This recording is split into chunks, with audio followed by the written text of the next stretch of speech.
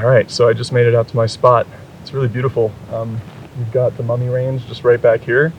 Stormy Peaks and Hagues just over here on the left. I don't know if you can see it fully, but yeah, it's a really beautiful spot. You got these just awesome views of these mountains, and you know, it's also really dark. To the west, it's just nothing. There's like nothing for a good 100 or so miles, maybe even more. I'm not even sure. It's just like smooth sailing as far as light pollution goes.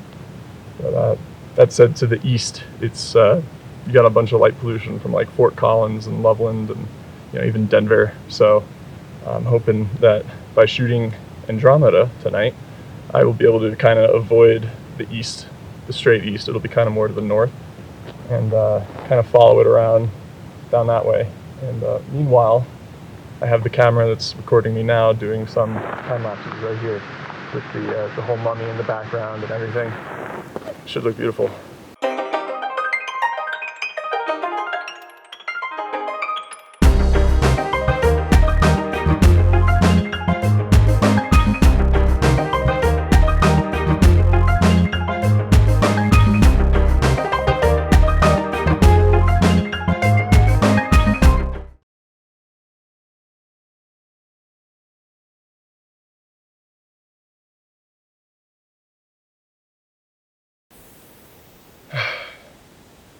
Probably have to go get set up. Been staring into this light for the past couple minutes. It's blinded me.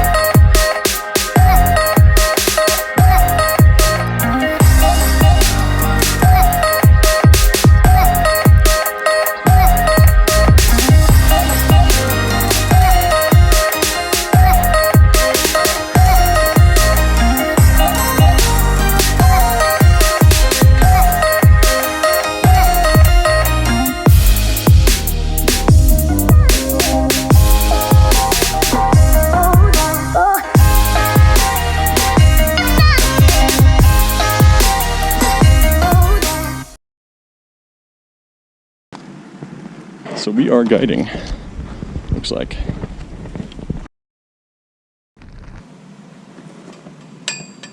What is happening?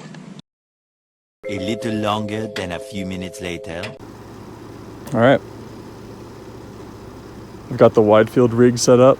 Got my 135mm lens right here from Rokinon, filter wheel, and then my ASI camera right there. Here we've got like a 60mm guide scope, and then this is the Lodestar X2, and I'll be able to guide pretty well with that. I think it has a pretty low focal ratio, that little guide scope right there, so I should be able to pick up some faint stars.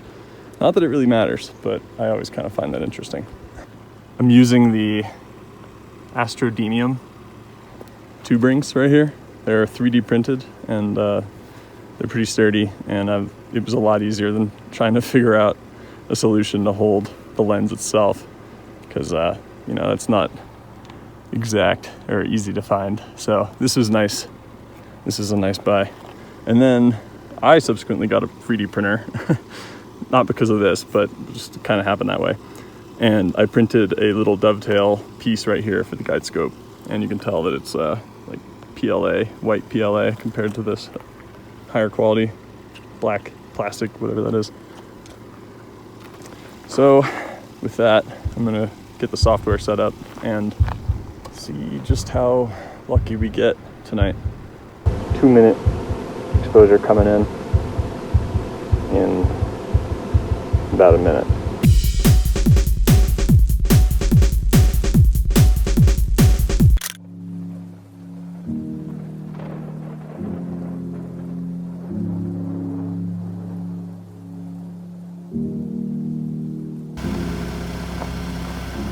All right.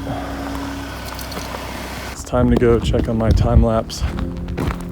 Way over there. There we go. A little bit of snow. So I have this little battery thing and I've stuck it inside my glove. I figure maybe it'll help with the cold. Cool. And I just saw my camera do a green little flash, so that means it's still going. Okay. Still plugging away.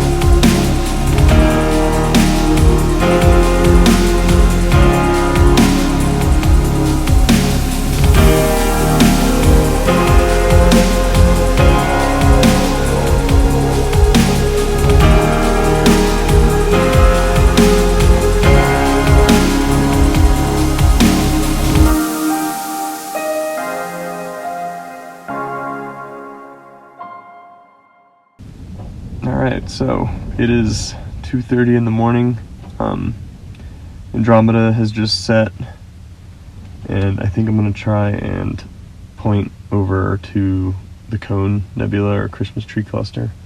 That's kind of off to the left side of Orion, which should be kind of right in the middle of the, right down the middle of the meridian. I can't think right now. It's like, I feel like I've got like a little ball knocking around in there.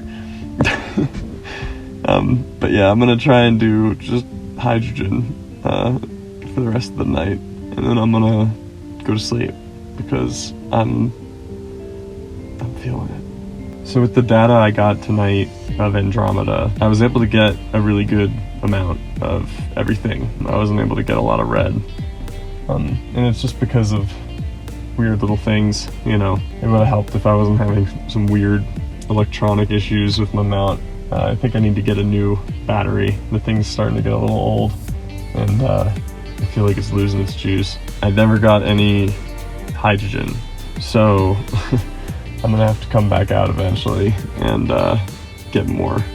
I really need to get my stuff together and go to bed. So, see you in the morning.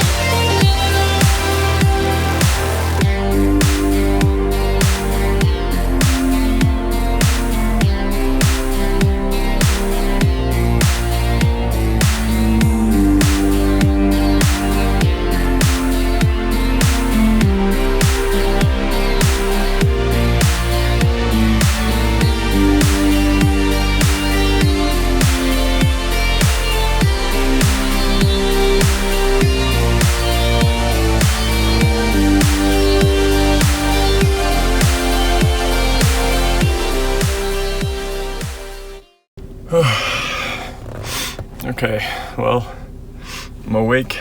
It's almost 8 o'clock. Sun's coming up. I only got about 4 hours-ish of sleep. Gotta pack up all my stuff and hopefully can get out of here pretty soon.